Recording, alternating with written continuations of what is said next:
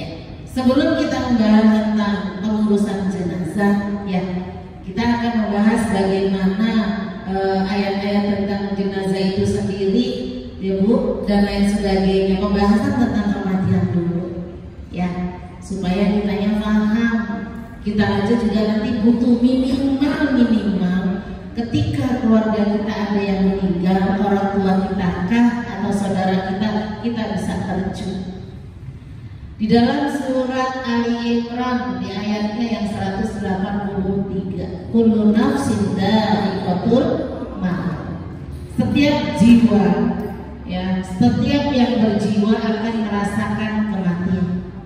Dan sesungguhnya pada hari kiamat sajalah disempurnakan pahala. Barang siapa dijauhkan dari neraka dan dimasukkan ke dalam surga, maka sungguh dia telah beruntung. Kehidupan di dunia ini tidak lain hanyalah kesenangan yang memperdayakan. Setiap jiwa kita semuanya ini akan merasakan kematian. Ya, kita ini semuanya calon mati. Ya, kita akan merasakan kematian itu sendiri. Nanti dibagi aja materinya ya. Iya, nggak usah dipotong-potong, nggak apa-apa, saya udah bikin kok. Jadi itu. Biar fokus, ya. Jadi nanti dibagi insya Allah. Ya. Dikatakan di sini di surat 21 surat Al-Anbiya, diulang lagi oleh Allah Subhanahu wa taala. Kullu nafsin dha'iqatul maut. Setiap yang berjiwa pasti akan merasakan maut. Kami akan menguji kamu dengan keburukan dan kebaikan sebagai cobaan yang sebenar-benarnya, dan hanya kepada kami lah kamu dikembalikan. Diulang lagi oleh Allah. Kita semuanya ini bakalan merasakan kebaikan. Dan sakit sakaratul maut itu dahsyat banget. Ya. Dan Rasulullah SAW begitu sayang kepada kita semuanya sebagai umatnya. Ya, kita tahu Rasul itu sayang kepada kita. Rasulullah seluruh sakit sakaratul maut ditimpakan kepada Rasulullah, bukan kepada kita umatnya. Begitu sayangnya Rasul kepada kita semuanya, sampai beliau ikhlas, ya, kalau seluruh sakit sakaratul maut itu ditimpakan kepada Rasulullah Sallallahu Alaihi Wasallam. Ini salah satu cintanya Rasulullah kepada umatnya kita. Rasul gak kenal sama kita. Maka dari itu kita sebagai umatnya besok maulid Nabi, tumbuhkan kecintaan kita kepada Rasulullah SAW dengan apa? Dengan mengikuti sunnah-sunnahnya. Ustaz di surat Ali Imran di ayatnya yang 31, Allah berfirman, katakanlah Muhammad, jika engkau cinta kepada Allah, cinta kepadaku, maka ikutilah aku, ikutilah Rasulullah SAW. Ini sedikit gambaran bagaimana Rasulullah SAW cinta kepada kita. Sakit sakaratul maut itu luar biasa, dan Rasul berdoa agar Allah menimpakan seluruh sakit sakaratul maut ini kepada Rasulullah SAW, bukan kepada kita. Baik, kita lanjut materinya di surat 321 sudah. Di surat 3 ayatnya 145. A'udzubillahi minasyaitonir rajim. Bismillahirrahmanirrahim. Dan setiap yang bernyawa tidak akan mati kecuali dengan izin Allah, sebagai ketetapan yang telah ditentukan waktunya. Barang siapa menghendaki pahala dunia, niscaya kami akan berikan pula kepadanya pahala akhirat itu, dan kami akan berikan balasan kepada orang-orang yang bersyukur. Ya, jadi setiap yang bernyawa tidak akan mati kecuali dengan izin Allah. Ya, jadi nggak pandang umur. Ya, kemarin kalau kita lihat di Pamongan nggak sakit loh. Ya, nggak sakit, beliau itu baru ikut muscah. Besoknya masih nganter upah istrinya, pagi, siang, gadang. ya, katanya serangan jantung, sehat walafiat. Ya, kalau Allah sudah menentukan dengan izin Allah mau sakit mau enggak, dia akan meninggal dan meninggal saja, sudah waktunya habis. Ya, jadi ada yang sampai cuci darah berulang-ulang nggak meninggal, tapi ada yang nggak sakit tahu-tahu meninggal. Ini sudah dengan izin Allah. Ya, surah 7 di ayatnya yang 37. Dan setiap umat mempunyai ajal batas waktu. Apabila ajal itu tiba, mereka tidak dapat meminta penundaan ataupun meminta percepatan. Sakit nggak sembuh-sembuh, capek ya Allah, sekarang aja deh diambil nyawanya. Kalau Allah belum benar-benar ya nggak bisa. Artinya apa? Bunuh diri. Ya, kalau kita anaknya, keluarganya kasihan melihatnya, udah dokter disuntik mati aja, artinya apa? Pembunuhan. Ya, jadi kalau Allah belum menentukan waktunya, ya belum juga, walaupun sampai sudah nggak kuat. Ya, di surat 4 di ayatnya yang 78, di mana saja kamu berada, kematian akan mendapatkan kamu kendati pun kamu di dalam benteng yang tinggi dan kokoh. Dan jika mereka memperoleh kebaikan, mereka mengatakan inilah dari sisi Allah. Ini artinya dikatakan mau dimanapun kita berada, ya, mau di bunker-bunker yang ada di dalam tanah, ya, yang mereka sekarang orang-orang luar kita bikin supaya akan bebas, ya, kalau ada kiamat dan lain sebagainya bisa. Ya, mau di bangunan yang kokoh berada dalam bunker yang nggak bisa, tetap kematian itu akan datang. Dalam sebuah hadis Abu Hurairah radhiyallahu anhu, Rasulullah SAW mengingatkan kepada kita semuanya, banyaklah kamu mengingat hal yang memutuskan kesenangan, yaitu kematian. Banyak sekali kematian-kematian yang indah. Pengennya kita juga mendapatkan kematian yang indah, ya kan?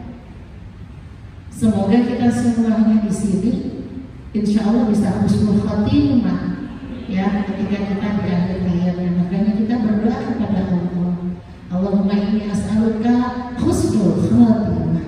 Di akhir sujud kita berdoa kepada Allah, Allahumma inna nas'aluka tulal umuri bil ta'ati wa khtim lana bil a'mali sholihah. Kita minta dipanjangkan umur dalam ketaatan dan tutup umur kita dalam keadaan beramal soleh.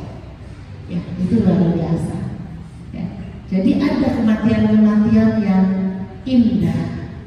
Saya pernah dapat kisah, jamaah saya itu punya ibu. Awal-awal beliau nggak solihah banget, biasa saja lah. Tapi ketika suaminya meninggal dunia, di situ titik awal beliau dekat kepada Allah. Ya, sholat tahajud tidak ditinggalkan, sholat sunnah yang lainnya, dekat sekali beliau dengan Allah. Ya, ketika beliau mau meninggal, dipanggil anaknya, sini, pegang. Ya, pertama itu disuruh pegang tangan kiri, ikutin geraknya. Jadi ada gerakan, ya, diikuti gerak dari tangan kiri ini sampai ke ujung sini, gitu. Diikutin sama dia, ada gerakan, gitu ya, nyawanya ya, ruhnya bergerak. Sampai di sini sudah, jangan dipegang lagi, sakit. Ya, kaki, maaf, awal kaki kiri dipegang sampai ke pangkal paha, sudah, jangan dipegang, sakit. Coba sudah sakaratul maut, bisa memberikan hikmah kepada sekelilingnya. Pegang lagi yang kanan, dari ujung kaki kanan ditarik, dipegang terus sampai ke pangkal paha, sudah, jangan dipegang lagi, sakit.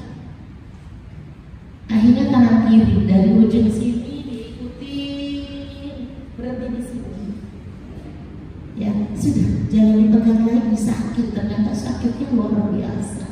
Sampai tangan kanan ditarik sampai ke sini.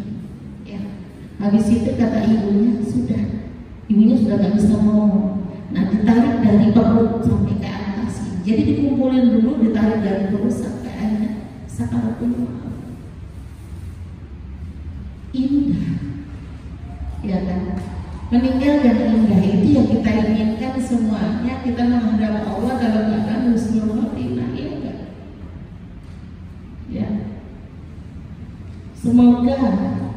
diijabah oleh Allah, agar kita semuanya di akhir hayat kita semuanya bisa husnul khotimah, bisa meninggal dengan indah.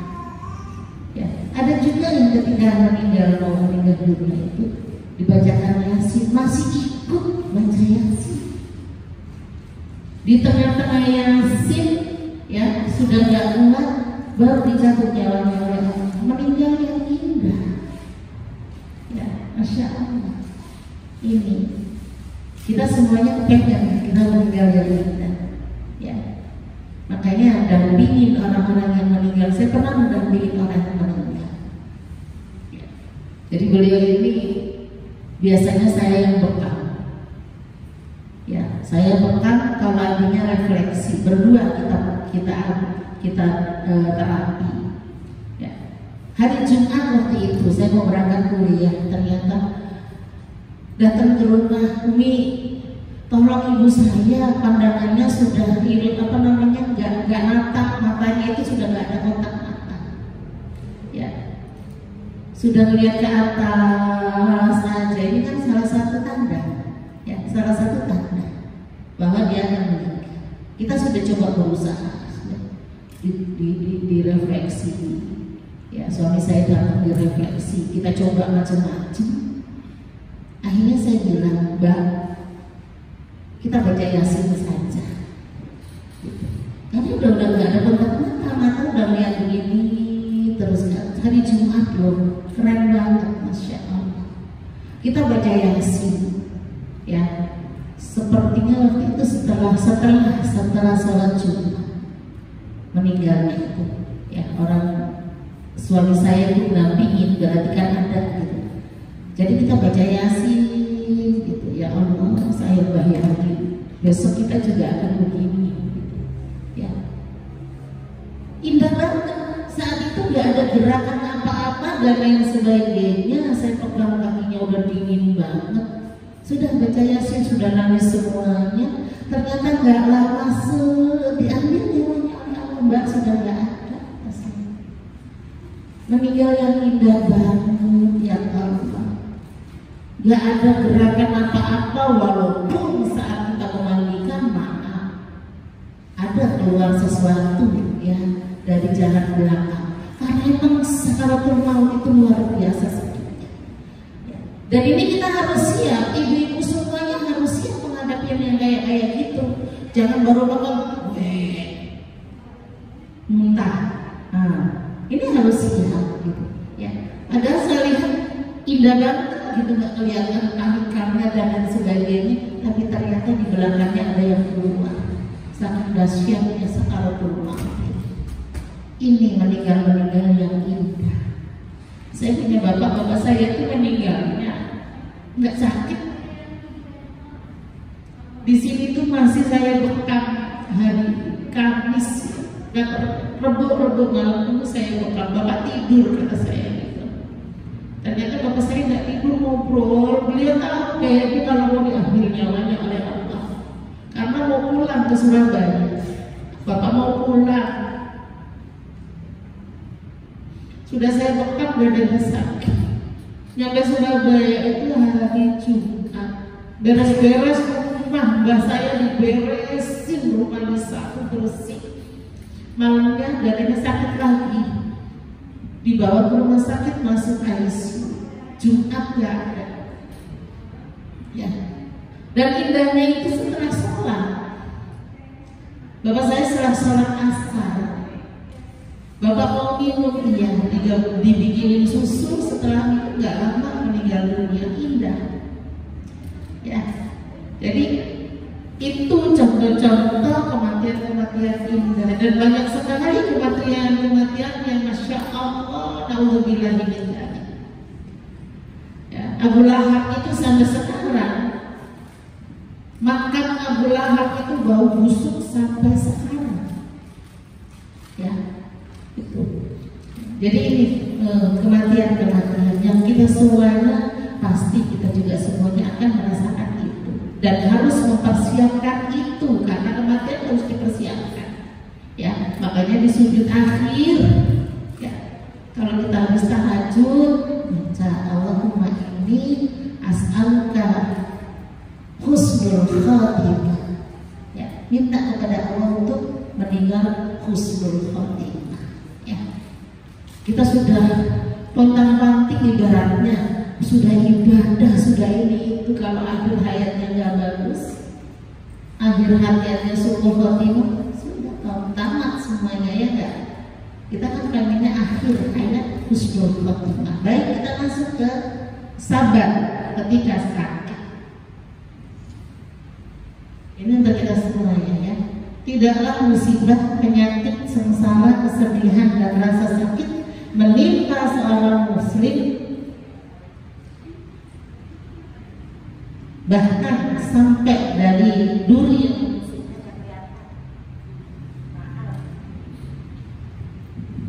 melainkan dengannya Allah akan mengampuni kesalahan-kesalahan kita. Ini yang sakit-sakit, ya, ini lagi sehat semuanya. Amin, alhamdulillah. Ya, saya juga minta doanya, saya lagi sakit, masya Allah, kelihatan sedih banget. Ya, kalau kata orang Jawa, salah kedaden, salah pengobatan, jadinya ya begitu. Ya. Ini jadi semuanya ini, ya, ketika kita sakit, apa duri menusuk tangan kita dan sebagainya, tetap di sisi Allah itu ada pahala dan Allah mengampuni dosa-dosa kita. Panas tinggi itu apa? Kita dikurangi panasnya dari api neraka. Ya, yang kedua adalah menjenguk orang sakit. Menjenguk orang sakit hukumnya sunnah. Ya, jangan cuma sapakila beres.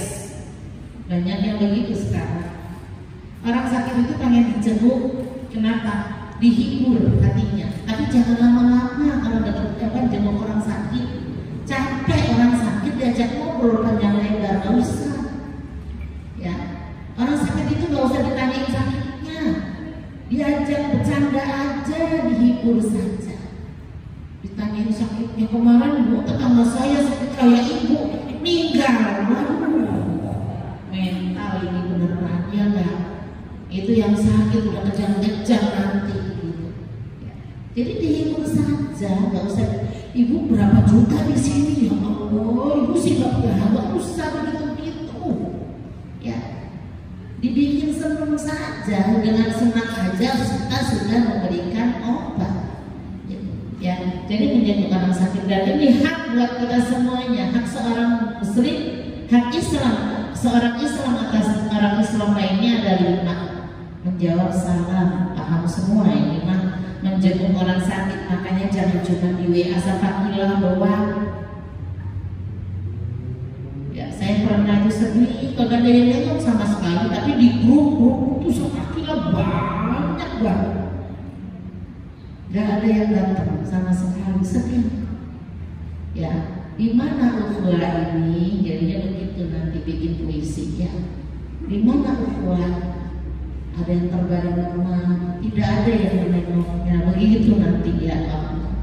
Ya, yang selanjutnya mengantar jenazah, karena jenazah nggak bisa jalan sendiri, maka perlu diantar. Ya. Yang selanjutnya memenuhi undangan, ya, mendoakan orang yang bersin dan lain sebagainya. Ini ada mengantarkan jenazah, makanya mengurusin jenazah pun itu tugas kita semuanya. Hal-hal yang harus dilakukan. Ya, ini sedikit memang saya bahas ke sana biar kalau Santika semua ini dapetin orang-orang di masyarakat, ketemu orang sakit parah dan sebagainya, tahu apa yang dikerjakan. Ya, hal-hal yang harus dikerjakan dilakukan oleh orang yang sakit, karena saya nggak bisa melihat ke sana, makanya saya perlu. Yang pertama, orang yang sakit parah dan hampir menghembuskan nafas terakhir hendaknya dihadapkan ke kiblat. Ya, sebisa mungkin dihadapkan ke kiblat. Dari Abu Qatadah bahwa Nabi SAW ketika sampai ke Madinah, beliau menanyakan seorang yang bernama Al-Bara bin Ma'rur. Jawab yang hadir, dia sudah meninggal dan mewasiatkan sepertiga hartanya kepada engkau, mewasiatkan pula supaya ia dihadapkan ke kiblat apabila ia sakit parah. Kata Rasulullah, betul pendapatnya. Jadi memang dihadapkan ke kiblat. minimal apa? Kalau orang Jawa bilang itu mujur ngalor, tahu? Mujur ngalor itu jadi ini kalau misalkan di sana lor itu utara, itu kepalanya di sono. Ya, mayat itu kepalanya di sono, kepalanya diadepinnya, dimiringinnya ke arah kiblat. Kiblatnya di sana, benar ya? Kiblat di sana kan, berarti lor itu sana utara. Ya, iya. Kan jenazah itu kuburan itu kan begitu, ngadepnya mujurnya harus semua ya. Utara, kakinya di selatan, ngadepnya ke kiblat. Itu. Ya. Yang kedua, orang sakit parah adalah ditalkin dengan kalimat la ilaha illallah. Ya. Abu Hurairah Rasulullah SAW bersabda, ajarkan olehmu orang-orang yang sakit parah atau tidak mati kalimat la ilaha illallah. Ya. Ditalkin. Ini sunnah Rasul kalau kalimat la ilaha illallah diucapkan itu. Ya, jangan nyebut pak, begitu nanti orang meninggal itu tak sadar. Karena di sini ini ya, dia itu kayak nonton film, semuanya ada, masa lalunya muncul. Ya, ada setan-setan yang ingin menggoda dia dan sebagainya, sudah kacau. Jangan bilang nyebut, pang datengin ditalkin la ilaha illallah. Ayo pak cepetan pak, ayo pak jangan, tahan dulu kalau mau talkin la ilaha illallah. Tunggu dulu, jangan direcokin. Udah cepat, ayo pak cepetan ya. Ya, tahan lagi la ilaha illallah. Kalau mayat orang yang meninggal sudah bilang la ilaha illallah, cukup sudah, nggak usah diajak ngomong lagi, karena sudah keluar kalimat la ilaha illallah. Jangan diajak ngobrol, nanti dia jawab. Jadinya kalimat akhirnya bukan la ilaha illallah, gitu kan? Ya sudah cukup, diamkan. Ya, ini ditalkin orang. Dan orang-orang yang sakit parah sebaiknya dibacakan surat Yasin. Yasin itu memang dibacakan kepada orang-orang yang sakitnya yang sudah ini. Jadi kalau memang mau disembuhkan, dicepatkan sembuhnya, ya kalau memang meninggal, ya meninggal. Gitu. Dikasih kemudahan oleh Allah untuk sembuh dan dikasih kemudahan oleh Allah untuk meninggal dunia dengan baik. Ya. Hadis dari Ma'qad bin Yasir, Nabi SAW berkata, bacalah olehmu surat Yasin kepada orang yang sakit parah hampir meninggal. Ya. Apabila surat Yasin dibacakan di sisi orang yang akan meninggal dunia, maka akan diringankan proses kematian tersebut. Ini surat Yasin. Ya. Lanjut hal-hal yang dilakukan, yang harus dilakukan terhadap orang yang meninggal. Jadi kalau dampingin orang meninggal, ya biasanya pandangannya naik ke atas terus dan mata itu bisa begini. Kenapa? Karena pandangan mata ini ikutin ruh yang menjatuh. Ya. Apabila kamu menghadapi orang mati, hendaklah kamu tutup matanya karena sesungguhnya mata itu mengikutkan ruh. Hendaklah kamu ucapkan yang baik, mendoakan, karena sesungguhnya ia dipercaya menurut apa yang diucapkan oleh Allah. Jadi ditutup pelan-pelan, ditutup ya.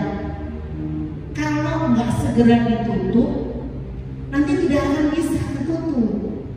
Kenapa? Kalau sudah kaku, nggak bisa, nanti dia akan melotot terus begitu. Ya. Sementara memang sudah sunnahnya melotot itu kan atas ya, ruh yang dicabut tadi. Ya. Jadi segera ditutup.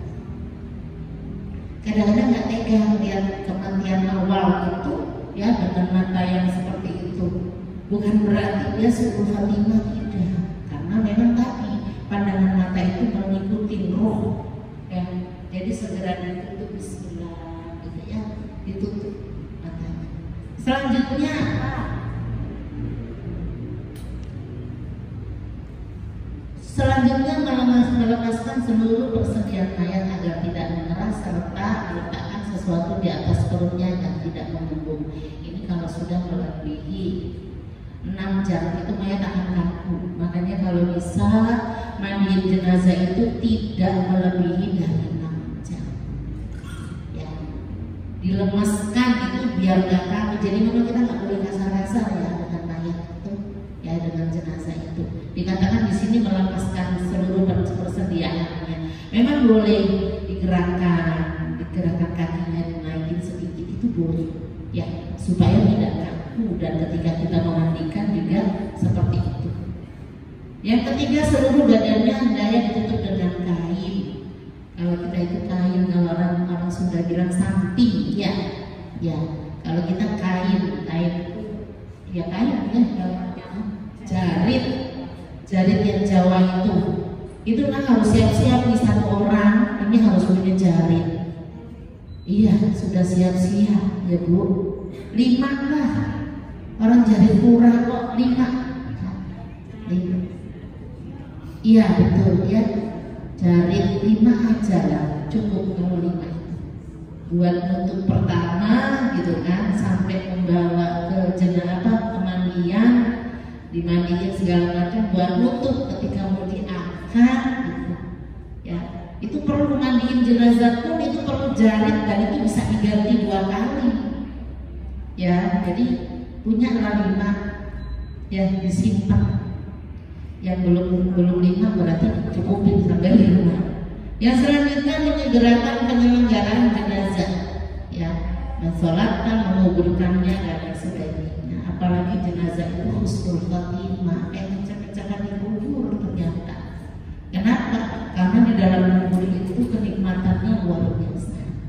Ya, walaupun nanti kita semuanya ini ya tempatnya cuma 2 kali 1, tapi dia bisa luas seluas 70 hasta, seluas pandangan kita kalau memang kenikmatan kubur yang didapat.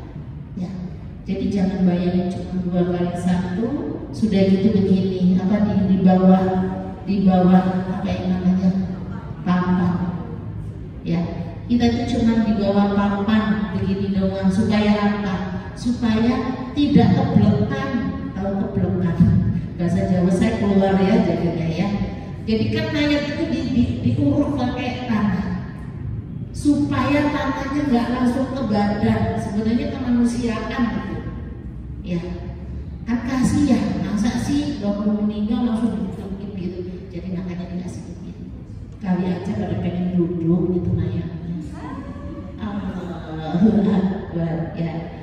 Iya, jadi cuma begitu doang kita tuh di bawah papan ya, balik papan, kita tuh di balik papan kalau meninggal.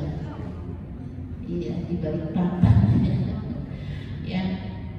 Terus dikatakan di situ tidak ada halangan untuk mencium mayat dari keluarga dan sahabat-sahabatnya. Rasulullah SAW dalam mencium Utsman bin Maz'un ketika ia telah meninggal, sehingga tanpa air mata mengalir dari muka beliau. Ya perempuan ke perempuan lah, jangan asik boleh mencium. Ini dari kemarin lihat ganteng banget nih tetangga, mumpung dia indah, nggak bisa membatalkan wudhu dia nanti ya, karena mayat itu kan diwudhuin. Ya, jadi jangan kesempatan mumpung nggak boleh ya. Ya. Ahli waris yang mampu adalah segera membayarkan hutang. Ini hal-hal yang dilakukan kepada mayat ya. Ini. Jadi kalau memang banyak hutang, ada hutang dan sebagainya segera. Beberapa kewajiban yang berhubungan dengan mayat sekarang. Ya. 1, memandikan. Ini nanti yang kita pelajari ya. Kita nanti belajar memandikan mayat. Ini harus siap Ibu. Karena mayat itu bukan orang sehat saja, ya. Mayat itu kan rata-rata dari sakit. Ada sakit yang luka nggak sembuh-sembuh, ada. manusia. Ya, orang yang kena sakit DM, DM ya. Ya. Kadang-kadang luka di belakang ini banyak karena dia tidur kan. Ya. Dan itu tidak sembuh. Tidak kering. Nah, itu juga harus siap. Ya, harus siap ini. Ya, memandikan mayat. Hadis riwayat Ummu Atiyah radhiyallahu anha, Nabi sallallahu alaihi wasallam menjumpai kami ketika kami sedang memandikan putri beliau. Mandikan 3 kali atau 5 kali atau lebih. Jadi memang memandikan itu siramannya ganjil. Tiga, gitu ya. Syukur-syukur bukan pakai gayung, ya. Pakai air mengalir itu lebih bagus. Tapi jangan kenceng-kenceng banget, sakit. Ya, jadi kesana arahnya, gitu. Ya, jadi satu alur. 3 kali dulu kita misalnya kita mengapain dulu baru siram lagi disabunin dan sebagainya, siram lagi minimal 3 kali. Sudah itu gitu, ganjil satu orang harus ganjil. Kalau ada yang bantu nyiram 2 orang ya gantian 3 dulu, baru yang satunya nyiram lagi berapa 3 minimal. Ya. Dan pada dikatakan di sini bila menurut kalian perlu dengan air dan daun bidara, kalau memang ada daun bidara boleh, ya. Tapi biasanya kita pakainya kapur barus di akhir penyiraman, ya. Apakah perlu bunga-bunga itu? Mempercepat pembusukan mayat bunga-bunga itu. Kadang-kadang kan kalau di air ya bunga buat mandiin gak usah, nggak terakhir aja dikasih kapur barus, ditaruh di air apa nggak usah. Apalagi kalau misalkan mayat itu mau dibawa kemana gitu ya, itu nggak usah pakai daun-daunan, nggak usah pakai bunga-bungaan, cukup dengan kapur barus ya. Air kapur barus diisi air mengalir, tutup. Jangan kecipratan karena ini harus suci lagi mensucikan. Kenapa? Dia siraman terakhir, nggak boleh ketetesan ya. Jadi kapur barus diisi dulu, dikasih dulu di tempatnya, langsung ditutup ya. Ini. Dan pada akhir basuhan bubuhkan kapur barus dan sedikit kapur barus kalau kalian sudah selesai beritahukan aku dan sebagainya. Yang kedua, pemengkafani, ini yang nantinya mau kita pelajari ya. Menyolatkan mayat dan yang selanjutnya menguburkan, itu udah kondisinya apa, udah bapak-bapak yang mengurusinya. Jadi itu ya. Siapa saja orang yang berhak memandikan mayat ya. Adapun orang yang berhak memandikan jenazah laki-laki, yang laki-laki jangan perempuan. Yang kesempatannya kita ngintip jangan ya. Yang laki-laki masih mempunyai ikatan keluarga, istrinya boleh, ya. Anak perempuannya yang mahram boleh, tapi kan tetap aurat itu ditutup kok, ya. Apalagi perempuan, auratnya itu double kan, bawah dan atas itu harus ditutup. Kalau bapak-bapak kan cuma yang bawah ya, jadi nyaburin atas ini bebas. Kalau kita perempuan beda lagi urusannya. Ya, ada yang ditutupin yang atas, yang ada yang ditutupin yang bawah. Ya. Sedangkan jenazah perempuan yang berhak memandikannya ya suaminya, perempuan yang masih ada ikatan keluarga, tetangga perempuan, laki-laki yang mahram, anak kandungnya dan sebagainya. Minimal anak kandung itu nyiram. Ya, nyiram aja. Karena itu mandi yang terakhir buat orang tua kita. Ya. Jadi nggak apa-apa kan kalau nyiram itu ditutupin kan, jadi boleh anak laki-laki. Bahkan dia nyaburin aja boleh, gitu. Ya, karena memandikan orang tuanya yang terakhir. Jika jenazahnya masih kecil terserah itu lah, gitu ya. Anak-anak akan boleh keluarganya, boleh laki-laki, boleh perempuan dan sebagainya. Ini yang berhak memandikan jenazah. Sekarang adab-adabnya sebelum kita terjun nantinya. Satu, yang pertama itu memandikan jenazah di tempat yang terlindungi. Iya, saya pernah mandikan jenazah nggak dikasih tutup, hujan lagi. Iya, jadi kita itu sudah basah dengan air dari bawah yang kita buat mandiin, basah pula dari atas ya. Sebaiknya di tempat yang terlindungi ya, itu. Jadi kalau memandikan itu luka, ada luka yang memang tidak bisa kita ini, ya sudah, nggak usah sampai dibersihin, sampai nggak usah apa-apa ya. Misalkan ada yang kakinya sudah dioperasi ya, sudah diamputasi, kita cukup ambil yang nutupin aja, plesternya, itunya dicabut-cabutin aja, itu nggak usah disambung sampai, nggak usah, kasihan sakit. Kalau iya,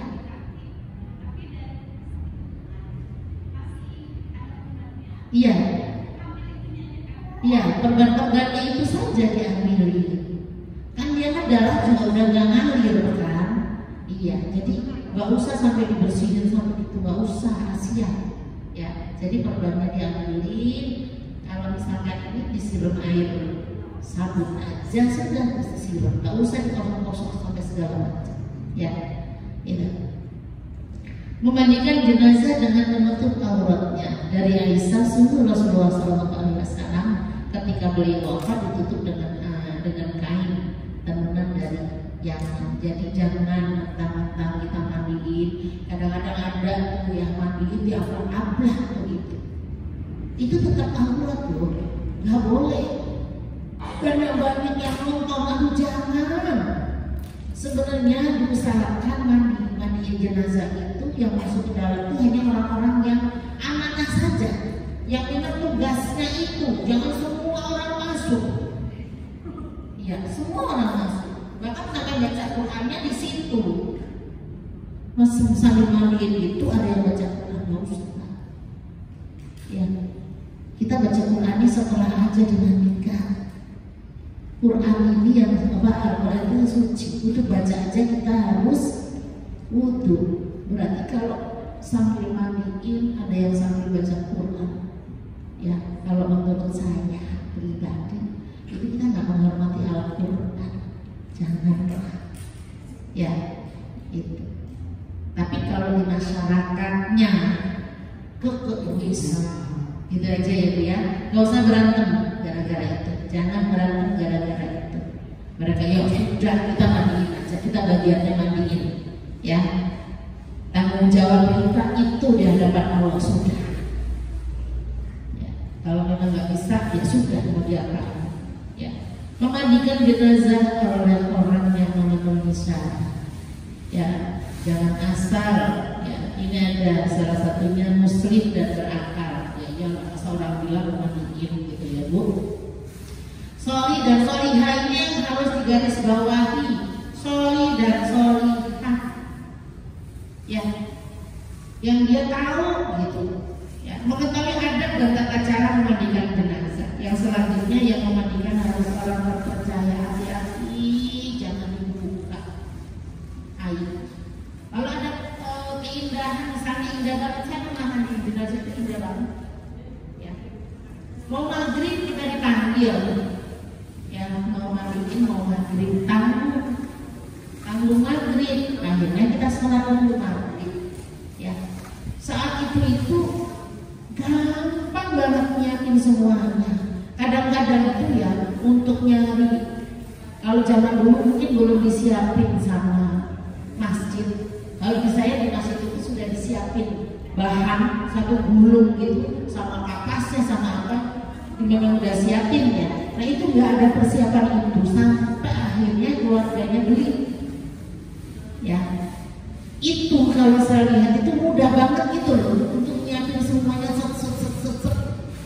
Sampai ketika kita memandikan, ya gampang sampai kafanin, terus indah jenazahnya itu kayak tersenyum cantik banget. Saya nanya ke anaknya Bu, apa rahasianya? Sampai ibu ini meninggal, kita yang mandiin itu ringan, ya. Setelah itu wajahnya senyum senyum, cantik dipakai kerudung itu cantik. Apa jawabnya?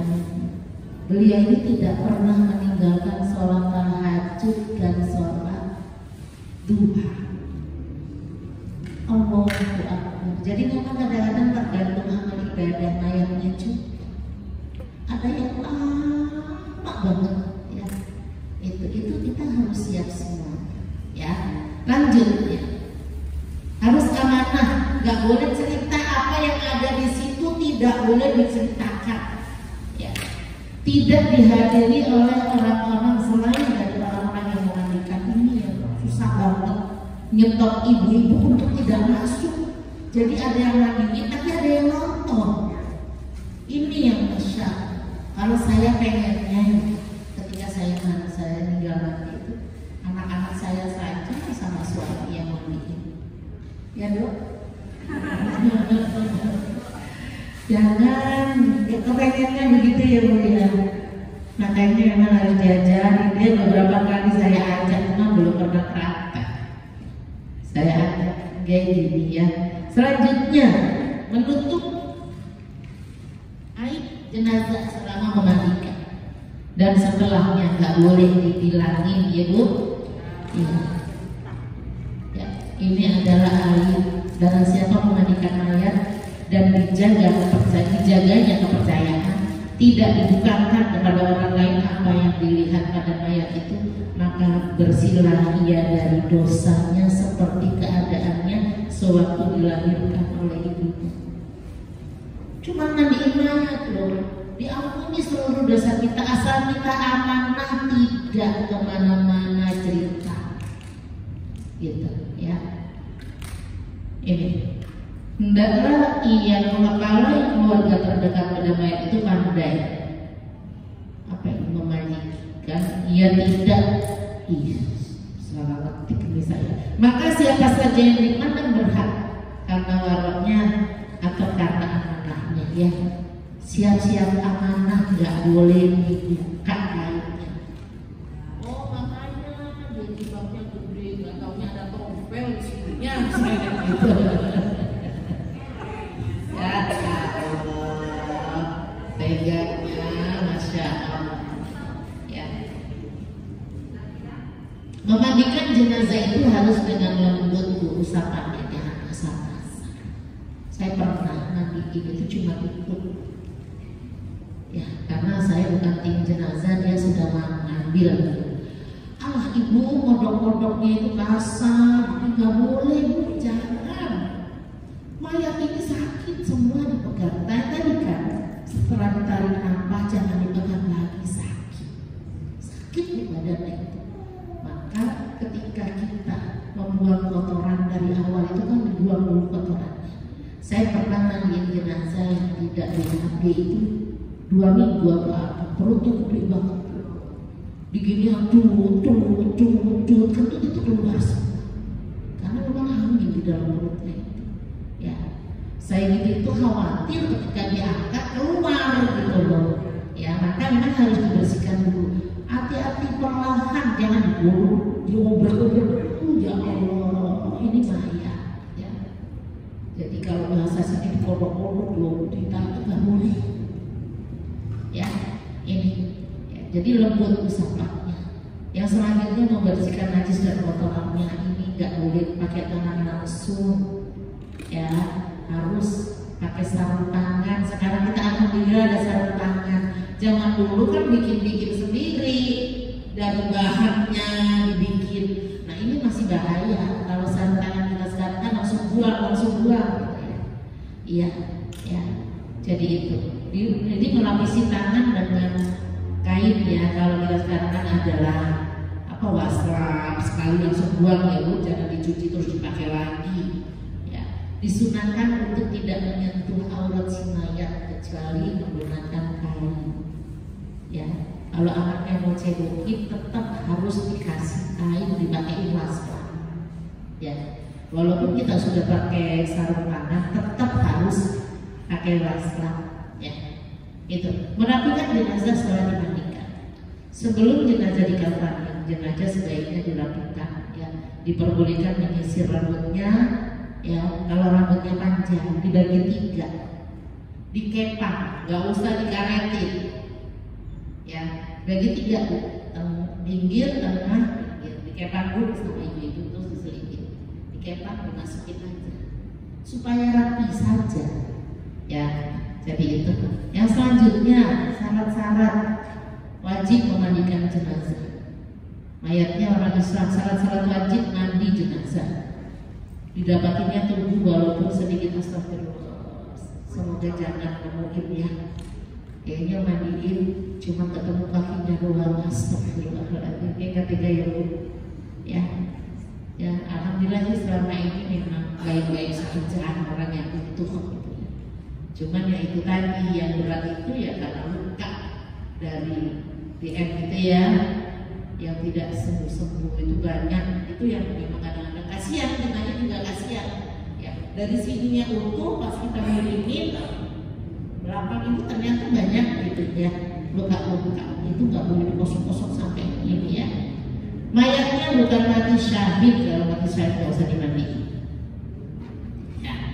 Sekarang cara ini saya sini teorinya dulu supaya nanti ketika praktek gampang ya, tinggal prakteknya. Cara sebelum memandikan mayat, dihadapkan ke kiblat dengan kepala lebih tinggi daripada kaki agar air yang mengalir mengandung najis tidak mengalir ke kepala lagi ya, tidak kembali ke bagian yang sudah bersih.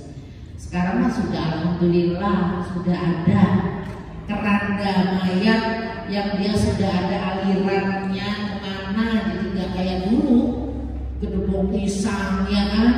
Kalau di Jawa itu dipangku, yang mampu kasihan 3 orang biasanya yang mampu. Berat kok mayat itu. Orang kan sudah tidak ada nyawanya itu berat. Ibu coba kalau gendong anak melek sama anak tidur, beratan mana? Beratan yang tidur, karena nyawanya lah separuh hilang gitu yang tidur ya, apalagi mayat berat. Ya. Dilunakkan persendiannya dengan cara menggerak-gerakkan kaki, siku, tangan sampai siku nanti ya ketika praktek. Jadi memandikan jenazah tidak lebih dari 6 jam supaya tidak kaku. Nanti kita udah gak bisa apa-apa kalau lebih dari 6 jam itu. Patah takutnya ya. Memakai kaos tangan dari bahan yang lembut ya, untuk membersihkan najis supaya tidak menyentuh aurat mayat ya. Memakai sarung tangan, memakai wasrok ya, yang lembut, memakai sarung tangan dan masker ini wajib. Pakai masker dan sarung tangan itu wajib. Langsung dibuang. Saya itu kalau habis mandi mayat itu baju saya pisahin sama yang lain ya. Saya godok air, saya siram air panas. Kenapa? Ya namanya mayat itu kan habis sakit gitu ya, pasti ada apa sih, orang meninggal itu karena ada penyebabnya sakit. Jadi saya kalau habis mandi atau suami saya habis mandiin jenazah itu tapi saya ditaruh di ember. Saya pribadi ya, kalau ibu enggak juga nggak masalah gitu. Saya siram air panas gitu ya. Membersihkan mayat dari berbagai kotoran yang melekat, bekas plester itu kan masih banyak itunya, itu harus dihilangin Bu, karena nanti nggak kena air. Plester itu dengan baby oil bisa ya, jadi dihilangkan sampai bekasnya ini hilang. Supaya apa? Ketika mandiin nanti dia kesiram air ya, kayak mandi wajib kan, memang dari ujung rambut ke ujung kaki harus kesiram. Bekas kotoran lain dengan air sabun ya, tadi plester harus dengan baby oil atau minyak kelapa. Bekas kotoran mata itu diusap aja, nggak usah pakai colokan-colokan apa, diusap aja pakai kuas ya. Lubang hidung diusap dari luar saja, tidak perlu dimasukin air. Wudhu, mayatnya wudhu nih ya kalau mau mandi. Ayo sedot, nanti bang mayatnya nyedot ya, gitu ya. Jadi kalau misalkan keluarganya mau bersihin hidungnya pakai katerban ya, nggak apa-apa. Barangkali ada kotoran di hidungnya, pakai katerban boleh. Ya. Di kukunya nggak usah kuku ini dipotong, nggak usah digunting. Ambil ketempat itu digunting di sini, tapi jangan terlalu tajam ya. Itu dibersihin saja. Ketempat yang panjangnya itu digunting jadi dua, miring sedikit. Itu dibersihin saja, nggak usah digunting kuku, nggak usah. Ya, itu. Gigi dimiringin. Kalau ibu nggak tega keluarga yang disuruh ngurusin kayak begitu, ya sikat gigi misalnya dimiringin, nggak usah suruh kumur ya bayarnya ya. Jadi diginiin aja, digosok sama sikat giginya aja. Ayo kumur nggak usah. Ya, ntar dia kumur beneran ibu langsung lari ya. Ya, jadi cuma dimiringin mayatnya, digosok aja, sudah, nggak usah pakai apa-apa, nggak usah dikasih obrol, nggak usah dikasih apa. Ya, ini mah kan takut ada sesuatu gitu aja, nggak usah suruh makan segala macam, nggak usah. Ya, jadi itu sedapatnya yang saat itu kelihatan aja, nggak usah sampai dalam-dalam dan sebagainya. Ya, daun telinga juga diusap begini aja, ya, diginiin aja seperti ketika wudhu. Itu kan nggak perlu ditetesin, enggak, ya, cuma begini kan kita ketika wudhu. Sela-sela jari ini juga harus, ya, kuku, tangan dan kaki itu. Jadi nggak boleh pakai digunting. Mewudhukan secara sempurna kecuali umur dan masuk air dalam hidung. Memandikan itu meratakan air ke seluruh, ya, sampai dikeranasin, ya. Jadi yang diperlukan ketika memandikan jenazah itu ya sabun, ya sampo, ya. Kalau mau mandiin sampai ini meranasin. Tata cara memandikan jenazah yang pertama niat. Gimana niatnya Indonesia aja? Buat deh, bukan diajarin pakai bahasa Arab juga lupa. Sini niat. Ya, Bismillah, saya niat. Ada kadang-kadang mayat itu yang belum sempat mandi junub. Nah, itu niatnya didobel. Ya, Bismillah, niatnya mandi junub dan niat mandi mayat, ya, mandiin mayatnya. Itu, jadi double niatnya.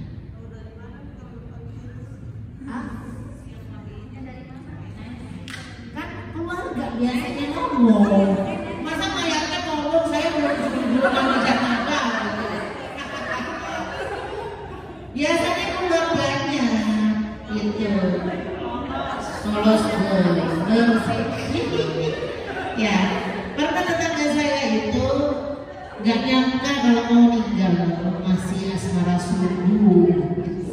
Habis itu jalan-jalan sama anaknya, pulang gak lama meninggal. Kapan mandi junubnya? Istrinya bisik-bisik, Pak, tadi pagi suami saya belum sempat mandi junub. Iya.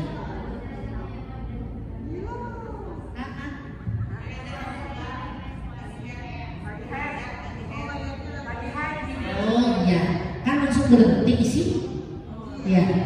Iya. Boleh dimandiin double. Niat double, bukan mandinya yang double ya, niat double. Iya. Menstruasi diniatkan saja, jadi niat mandi mens kelar, kan pasti berhenti itu mens ya. Iya. Jadi intinya itu ketemu dengan Allah itu posisinya dalam keadaan suci. Karena kita nggak bisa mandi sendiri, makanya dimandiin gitu. Karena nggak bisa jalan sendiri ke kuburan, makanya dikuburin. Nggak bisa sholat sendiri, disolatin. Ya, jadi kalau head, ya misalkan keluarga kita dia lagi head, maka kita mandiin mandi junub karena selesai head. Sama diniatkan mandi jenazahnya, ya. Itu. Kalau penasaran googling nanti ya niatnya apa. Ya. Terus yang selanjutnya berikan kain bersih penutup jenazah. Itu, ya. Ini tadi sudah sih cara-cara memandikan tadi sebagiannya sudah. Kita ini ya tekan dengan lembut bagian perut untuk mengeluarkan kotoran. ya itu sampai kalau menekan itu bukan hanya saat dia lagi kelentang, dimiringin, ditekan, ya miring kanan ditekan, gitu ya. Habis itu dimiringin ke kiri ditekan perutnya. Biasanya pas miring gerak itu keluar sesuatu, ya. Jadi itu ini tekan bagiannya, terus bersihkan sampai bersih bagian kubul dan tuburnya. Siramkan air terlebih dahulu ke anggota sebelah kanan baru sebelah kiri, ya. Mulai dari kanan baru sebelah kiri. Menyiram air dengan hitungan ganjil. Mandikan dengan menggunakan air sabun. Diwudukan dulu seperti ketika kita mandi junub. Kan wudu dulu, ya. Jadi ustazahnya wuduin aja, gitu. Ya, nggak usah ngumur, nggak usah masukin air ke hidung. Diginiin saja, sudah cukup. Ya, wudu terus. Gunakan air yang dicampur wangi-wangian tadi ya, dicampur kapur barus. Kalau memang di kuburnya bakalan hari itu langsung dikubur nggak masalah. Tapi selama ini saya nggak pakai wangi-wangian apapun kecuali kapur barus. Ya, setelah selesai dimandikan keringkan dulu dengan handuk, bu sampai bersih keringin dulu. Ya, baru nanti kan diganti nih kain gitu. Ya, bawahnya juga dikasih karena kalau orang angkat bagaimana? Ya, jadi itu ya. Jadi atasnya dipakein, bawahnya juga nanti di ini ketika orang mengangkat dikasih ya kainnya. Diiringi dulu sedikit, gitu kan dikasih, baru ditidurin ya. Sebisa gimana lah kita. Jadi makainya itu dua, atas dan bawah, supaya kalau orang angkat itu nggak langsung ke badan, ke kulitnya, ya. Terus sebelum dikafan beri wangi-wangian, nggak usah. Saya biasanya hanya pakai kapur barus saja. Kalau langsung dimandikan, langsung dikubur, kan nggak pakai macam-macam juga nggak apa-apa. Kecuali kalau pergi jauh, pulang ke Jawa, itu mainannya kapur barus yang banyak. Ya, kenapa? Pengawet kapur barus ini. Ya, jadi jangan ragu-ragu ngasih ke badannya. Banyak orang yang kasihan kalau dikasih kapur barus, ibu sudah nggak apa, ya. Karena perjalanan jauh, apalagi habis dimandiin sudah kena air, ya. Cepat membusuk nantinya, makanya mainannya kapur barus, ya. Terus cara mengkafani. Hukum mengkafani fardu kifayah minimal 1 lapis minimal, ya. Kita kan sudah nggak seperti zaman dulu sampai Kaab itu nggak punya apa-apa kecuali ya Kaab itu kan kain yang ditarik ke atas bawahnya kelihatan, ditarik ke bawah atasnya kelihatan gitu ya, sampai akhirnya ditutup dengan rumput-rumput, kasihan amat gitu ya. Masya Allah ya. Hal-hal yang disukai mengenai kain kafan yang baik ya, kalau bisa yang baru, yang bersih, yang dapat menutup seluruh aurat. Makanya kalau beli kalau di tempat yang kain kafan yang sudah jadi itu biasanya bahannya tipis banget. Ya, makanya saya berulang kali mandi jenazah itu, alhamdulillah dari masjid itu sudah menyediakan. Jadinya kita nggak beli yang satuan begitu. Kalau beli satuan jangan yang murah. Ya, kalau yang murah bahannya tipis banget, digunting itu miring-miring nggak karuan gitu. Kasihan ayamnya, kasar ya. Ya, berwarna putih ya. Rasulullah SAW bersabda, pakailah pakaian yang putih, kemudian karena itulah yang terbaik, dan kafankanlah yang meninggal di antaramu dengan itu. Kalau laki-laki kain kafannya ada 5 ya, kan laki-laki itu bawahnya itu di 3, bawah itu enak-enaknya 3 ya, rata-rata 3, jadi ganjil ya. Laki-laki 5, kalau perempuan itu 7 ya, ada bajunya, ada kerudungnya, ada sarungnya ya, terus ada celana Jadi 7 itu kalau perempuan itu buat alas itu 3, ya. Terus buat roknya sarung 1, baju 1 berarti 5, ya. Kerudungnya 1, 6, celana dalamnya 1, 7. Kalau laki-laki 5, ya. Sebenarnya laki-laki nggak pakai baju, nggak masalah, ya. Karena auratnya kan perut sampai ke bawah, ya. Jadi harusnya cuma 5, cuman kadang-kadang bapak-bapak ini ditambah, akhirnya ditujuin 5 ke 3 kan bawah, ya. Sarung, celana dalam berarti berapa?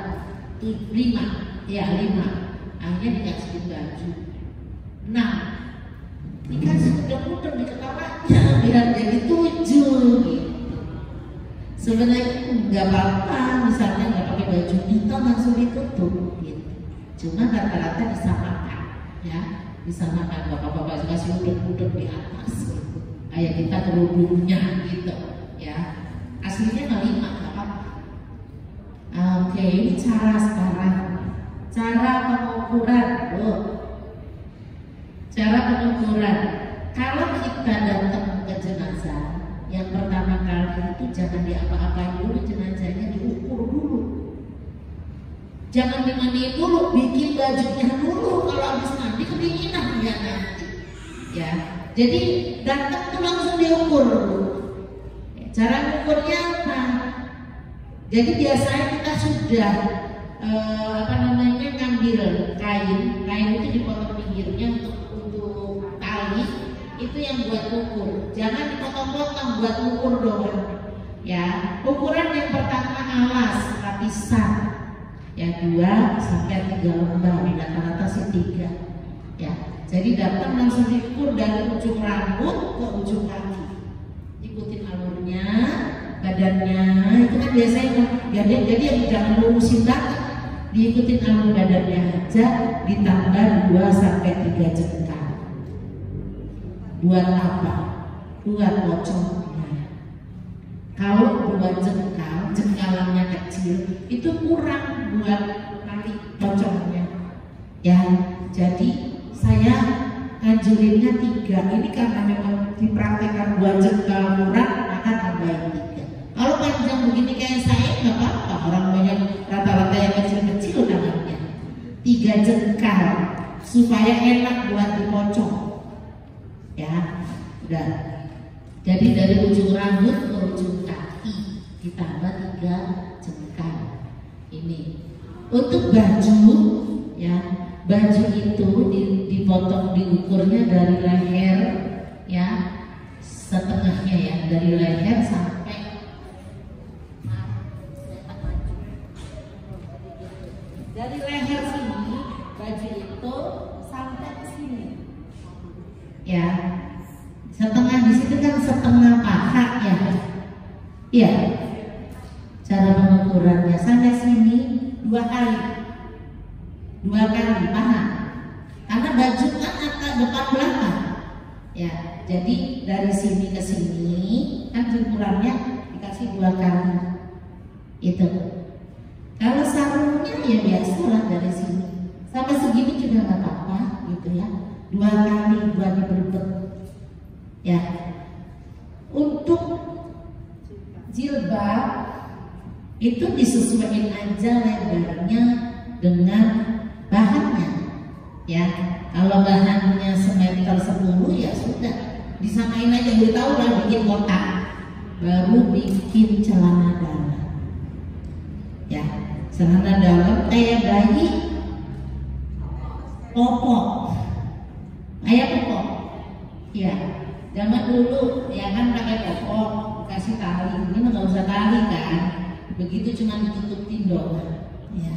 Itu ada yang nonton, saya kan ngajarin begitu, ada yang nggak usah sarung, nggak usah ini, gitu. Akhirnya jadiin gamis.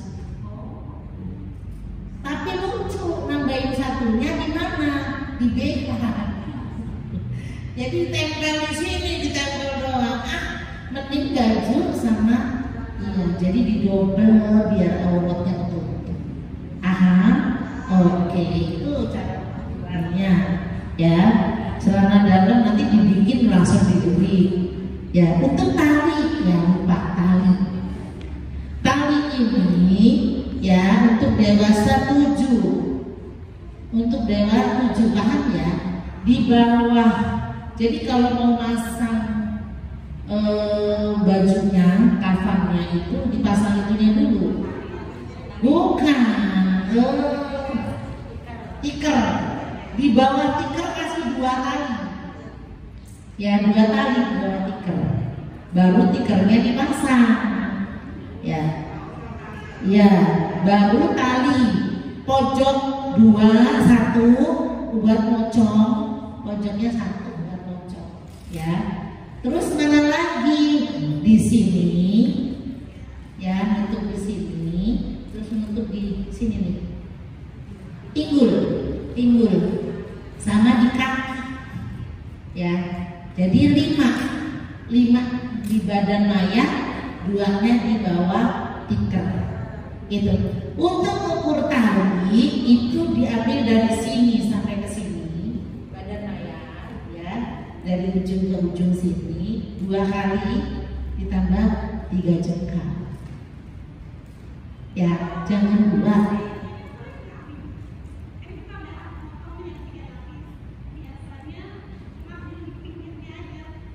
Gak apa-apa, tali itu memang diambil dari pinggir itu.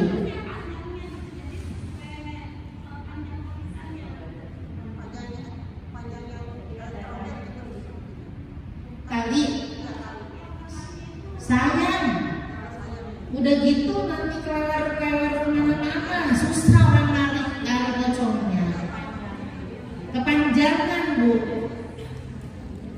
Namanya itu sempit ya, orang yang turun aja 2 orang, belum ditambahin mayat. Kalau panjang banget nariknya susah. Di pocong sini aja gak usah sepanjang itu, bagi 2 ya. Jadi habis dari sini muter ya, dari sini ke sini 2 ditambah 2 jengkal atau 3 jengkal. Kalau untuk pocong sama kaki bagi 2 aja. Ya, jadi pocong itu nggak terlalu harus panjang gitu, ya.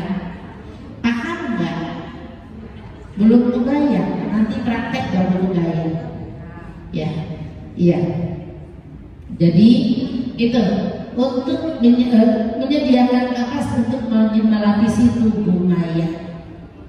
Jadi habis bajunya, habis kafannya itu dipenuhi nama kapas yang hubungan gede, ya. Makanya kan saya sudah bawa kapas buat contoh nanti, ya.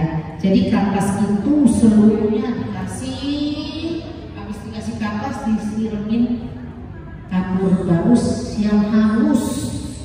Kalau bisa diayak dulu yang buat penayak, ya diayak, ya. Habis itu baru di kupingnya, di telinganya mayat, ketek-keteknya mayat, di selangkangannya juga, pokoknya itu dikasih semuanya, ya. Cuma yang di hidung nanti aja dulu, bukan mayatnya ngap ya. Jadi kalau di hidung kita yang mau cium kaget, astagfirullah, ada di sini ini pada tutupan itu ya. Jadi nggak apa-apa dilepas dulu, ya. Sudah ini baru dimasukin, ditutup, terus ditutup kapas semuanya, ya. Jadi muka ini juga perlu ditutup penuh, baru ditutup semuanya, ya. Itu jadi kapur barus atau kantor. Menyisir dan menjalin rambut menjadi 3 tadi ya. Habis itu ditekuk, nggak usah dipotong rambutnya, ya. Baik, itu ada yang mau ditanyakan, monggo, Kemon.